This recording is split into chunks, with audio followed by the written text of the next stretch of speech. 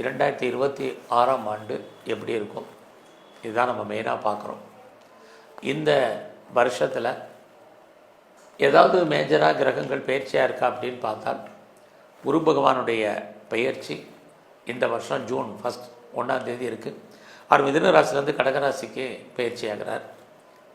இந்த வருஷம் டிசம்பர் 1 வீக்கில் தான் ராகு கேது பயிற்சி. அது வரைக்கும் ராகு உங்களுடைய துலா ராசிக்கு 5ஆம் இடத்துலையும் கேது 11ஆம் இடத்துல இருக்கார்.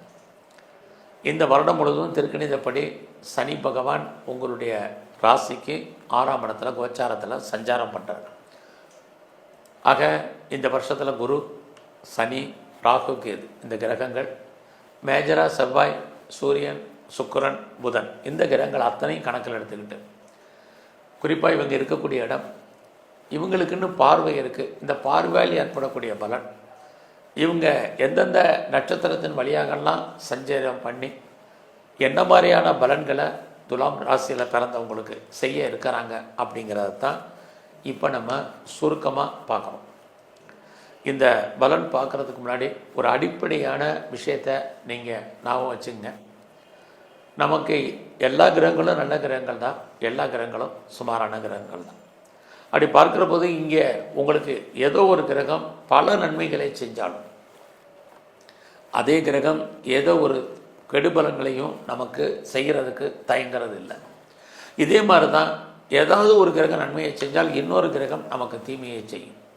ஆக நம்ம எல்லோருமே ஏதோ ஒரு விதத்தில் அத்தனை கிரகங்களுடைய பிடியில் தான் நம்ம வாழ்ந்தாக வேண்டிய கட்டாயத்தில் இருக்கிறோம்.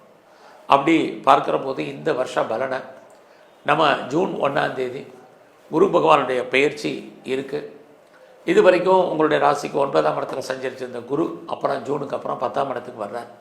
ஆக இந்த பலன்களை நம்ம மே 31 ஜூனுக்கு அப்புறம் இந்த 2 பலன்களாக பிரித்து பார்க்குறோம். அப்படி பார்க்குற போது எந்த இது வருட பலன், பொறுமையாக நான் சொல்கிறத கொஞ்சம் கவனமாக கேளுங்க. எந்த காலகட்டங்களில் எது நன்மை, எந்த காலகட்டங்களில் எது நமக்கு பிரச்சனை அப்படிங்கிறத தான் பார்க்குறோம். மெயினாக நமக்கு மனிதர்களாக பிறந்தால் நமக்கு தேவை பணம், வேலை அல்லது பிஸ்னஸ் அல்லது வருமானம், உடல் ஆரோக்கியம், அது மட்டுமல்ல குடும்பத்தில் நல்லது நடப்பதற்கான வாய்ப்புகள், இதை பற்றியான விஷயங்களை தான் இப்போ நம்ம சுருக்கமாக பார்க்குறோம். ஒரு பக்கம் பார்த்திங்கன்னா இந்த வருஷத்தில் மே 31 வரைக்கும் துலாம் ராசியில் பிறந்தவங்களுக்கு உங்களுடைய 9ஆம் இடத்துல குரு பகவான் சஞ்சரிக்கிறாரு. அது மட்டுமல்ல உங்கள் ராசியை பார்க்குறார். இதுவே உங்களுக்கு மிகப்பெரிய தெய்வ அனுகூலம் தான் சொல்லணும். ஸோ 9 அப்படின்னாலே இறையருள் கிடைப்பதற்கான வாய்ப்பு வாழ்க்கையில் நமக்கு